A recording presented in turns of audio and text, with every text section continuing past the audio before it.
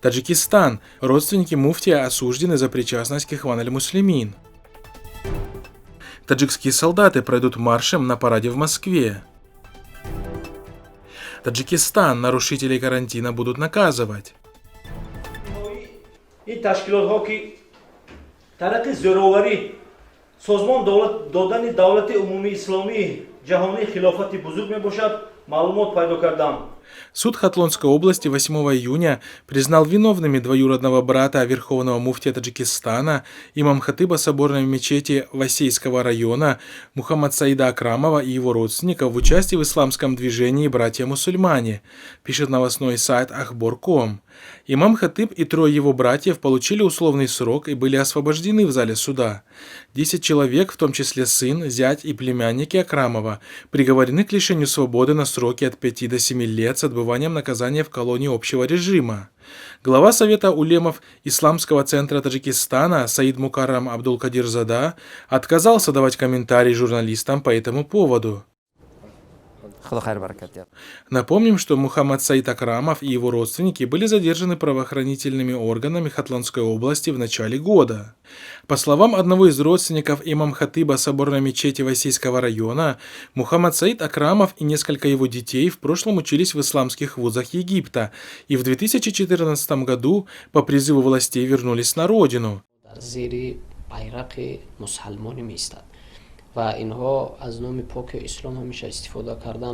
Один из осужденных, Абдулазиз Акрамов, сын имам-хатыба, часто выступал по местному ТВ Мавджи Азот на тему борьбы с так называемым терроризмом.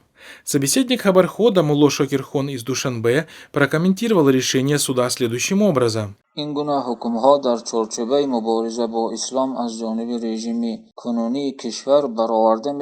Все подобные приговоры выносятся судами в рамках борьбы с исламом со стороны сегодняшнего авторитарного секуляристского режима страны.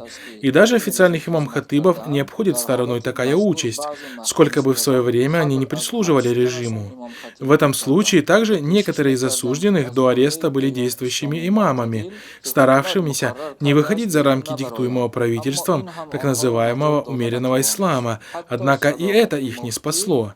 Даже лояльность муфтия к режиму не спасла от тюрьмы его близких родственников, хотя Саид Мукаррам Абдул-Кадир-Зада уже долгое время прислуживает режиму, умышленно вынося фетвы, противоречащие исламу.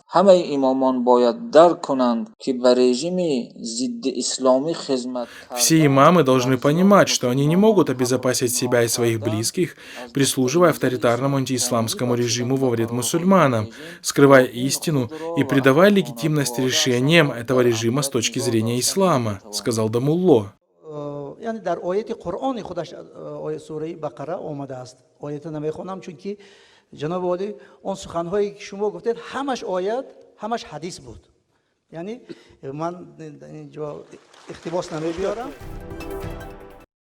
Таджикские солдаты и офицеры пройдут торжественным маршем на параде Победы в Москве. Рота солдат и офицеров Минобороны Таджикистана примет участие в юбилейном параде Победы, который состоится 24 июня на Красной площади в Москве. Об этом пишет Азия Плюс со ссылкой на источник в оборонном ведомстве страны.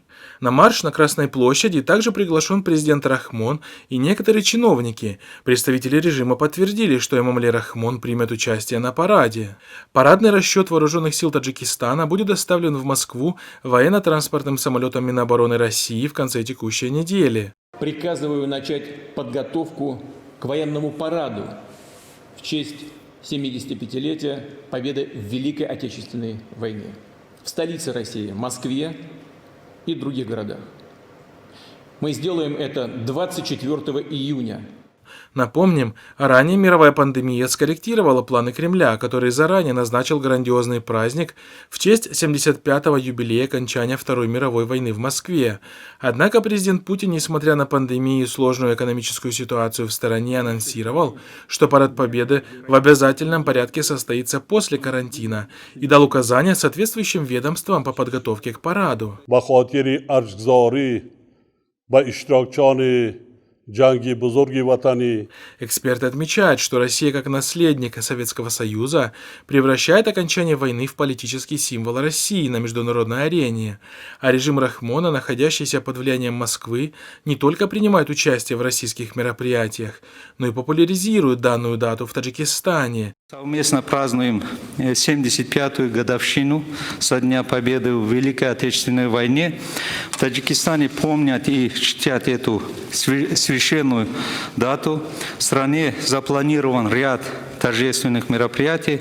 Глава нашего государства, уважаемый Эмомали Рахмон, по приглашению президента России, уважаемого Владимира Владимировича Путина, примет участие в параде 9 мая в Москве. И все это при том, что Советская Россия ничем не отличалась от царской России, которая использовала регион как сырьевой придаток, источник продовольствия и живой силы. Что же касается жителей Центральной Азии, участвовавших в войне СССР против нацистской Германии, то подавляющее большинство были отправлены на войну не иначе, как под угрозой расправы.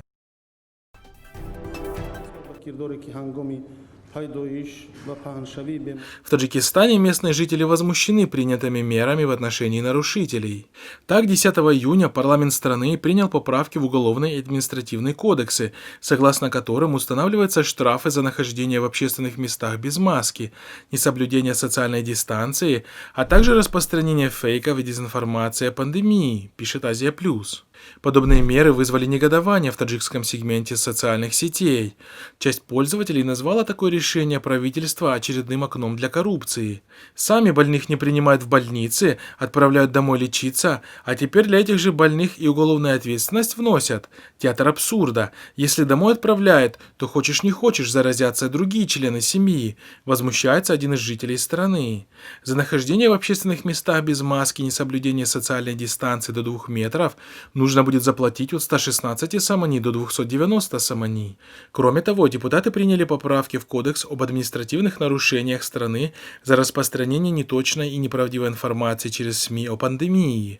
За данное нарушение предусмотрены штрафные санкции от 580 самани для физических лиц и до 11 600 самани для юридических. Статья существует, статья 113, она так и называется «Нарушение правил борьбы с эпидемией». После слова «эпидемии» предлагается дополнить словами «другими инфекционными заболеваниями». Вот это будет основой для того, чтобы в будущем за нарушение нормы, которые будут в диспозиции предусмотрены, наказать тех лиц, которые не соблюдают. Наблюдатели отмечают, что подобные поправки очень удобны для режима, так как вся информация в официальных СМИ по поводу коронавируса в Таджикистане обычно не является достоверной. Официальные данные о числе зараженных и количестве смертей занижаются, вследствие чего люди черпают информацию в основном от независимых ресурсов.